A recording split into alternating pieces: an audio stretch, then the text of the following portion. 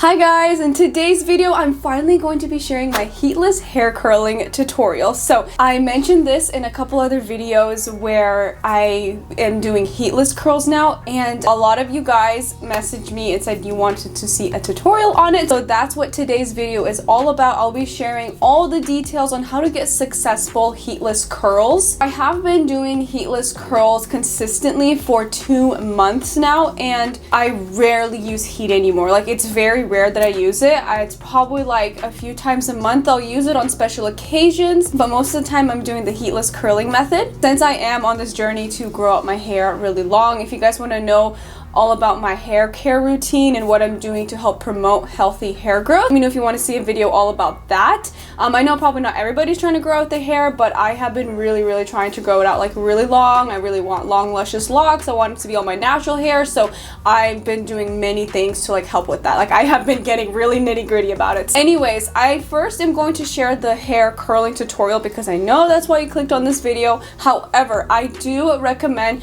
stick through this entire video because I'm going to be sharing lots of tips on how to get successful heatless curls, because let's be real, it is really hard to get good heatless curls. I've tried so many different methods, so many different products that I purchased, and I feel like I really found something that actually works, and I feel like will work for almost any hair type. So anyways, with that being said, hit that subscribe button so you don't miss out on any more videos, and let's go ahead and hop right in. Okay, so the best part about this heatless curling tutorial is that you don't need to buy anything, which is amazing. You most likely have these things. So first you'll need is a bathrobe. So I know this is kind of silly, but it works. You can buy a special like thing similar to this to put on your head to wrap your hair in, but honestly just work with what you have, and then if you want to get a little bit fancier with it, you can buy stuff. Even if you don't have a bathrobe like this, you can actually use a older t-shirt and just roll it up into like this kind of a shape. That will also work. So you need something like this. I highly suggest a bathrobe, and then you'll just need some hair ties and something to spray your hair with a little bit of water. So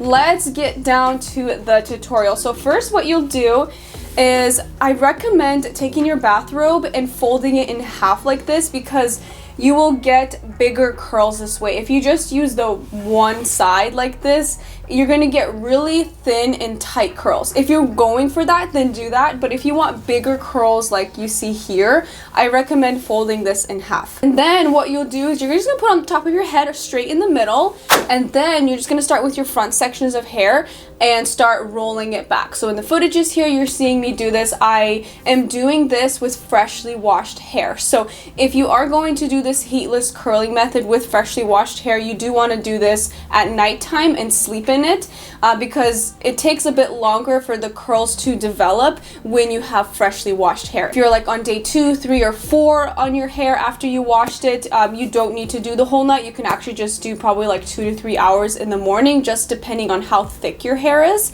But I'll get into more of the tips later. So you're just gonna work through your whole head, just wrapping it on each side. You're just gonna have it all go the exact same direction. And then once you have wrapped all of your hair on one side, you're just going to secure the end of it with a hair tie. So I really recommend using silk hair ties because they are way more gentle on your hair. And I also recommend using a robe too, something soft to wrap your hair in, because again, it's going to be more gentle on your hair. You'll just do the exact same thing on the other side, and then you'll just kind of have 2 pieces hanging there. What you'll want to do is actually secure it at the back of your head with another hair tie. And then what you'll do is you'll take a bottle of water, just a regular spray bottle, and I only recommend doing like a couple sprays of water on each side. That's it. You do not need to drench your hair when you are doing this curling method. The more water you put on it, the more frizzy your hair will be, from what I've learned. So I've tried it with completely wet hair, I've tried it with like halfway dry, and then I got it all the way down to just a couple sprays on each side, just to kind of help the curls set a little bit. And trust me, you do not need to do a lot of water, just a couple sprays on each side and you'll be good. So now let's get into the tips, and I will share the results of the curls from when I woke up towards the end of this video. So these are some really crucial tips to remember, and this is going to help you get more successful curls when you're doing this technique. So first things first, depending on how you want your hair to be, if you want bigger curls, like I mentioned, use something thicker to wrap your hair in. It's kind of essentially the same thing when you are using a hot curling iron.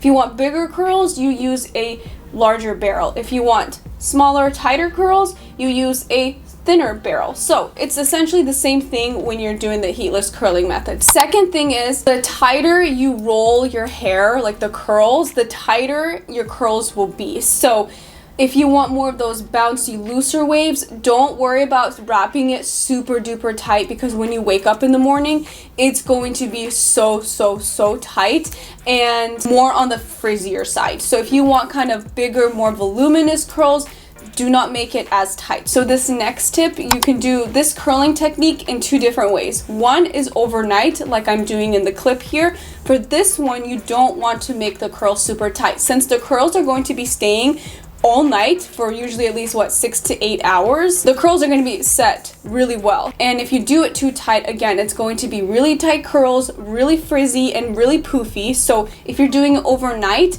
don't make the curls as tight.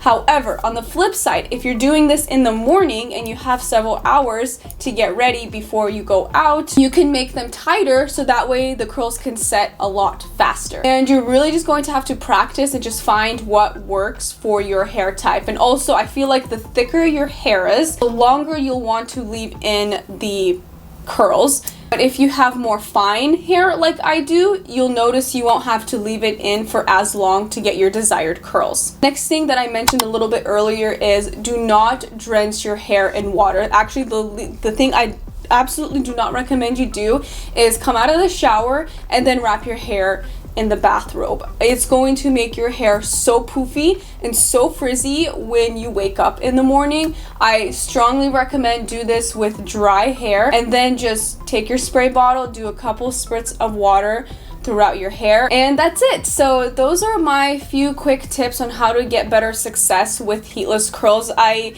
honestly, like a while ago, I gave up on it because I'm like, this just absolutely doesn't work. There's no good way to do it, and this works. You're just gonna have to have patience and do lots of practicing with your hair, because everyone's hair type and texture is so different, but I noticed this way is the best way to get the most success with heatless curls. And then, okay, so when I first woke up in the morning, I went to the bathroom, and then here's the results with my heatless curls. I did them too tight when I rolled them in last night. So sometimes, so even me doing this for a couple months, I still am learning and trying to figure out the exact strength of me rolling them back and seeing how tight I need them to be. So I'm still kind of figuring that out as well, but they did fall, and as you can tell, like right here, me right now, this is probably 6 hours later, and I think they relaxed a lot better. So they look more like the type of curls that I personally like doing,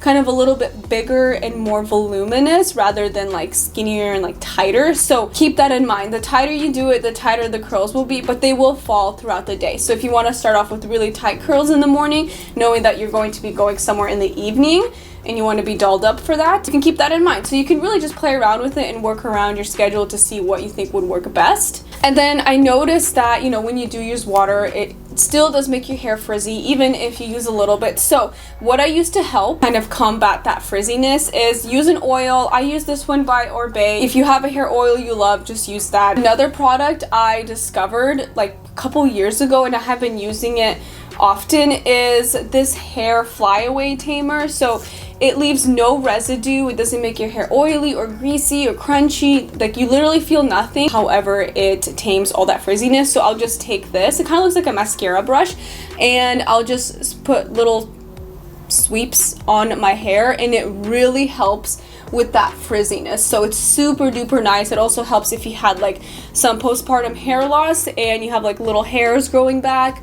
You could just slick that down, and it makes your hair look a lot more polished and put together and less frizzy. And like, I don't feel any residue on my hands at all. Like, I feel nothing. So anyways, those were all my tips and tricks on how I do my heatless curls. So I really hope you guys enjoyed this video, learned something. I am thinking of purchasing one of those. I'll put a picture of it here. I don't know what to call it, but it's just like, looks like the bathrobe, but it's made out of silk, and I know they sell it on Amazon, so I might purchase this. So I will link it down below for you guys if you want to check it out. Anyways, I hope you enjoyed today's video. Hit the subscribe button if you're new, and I'll see you next time.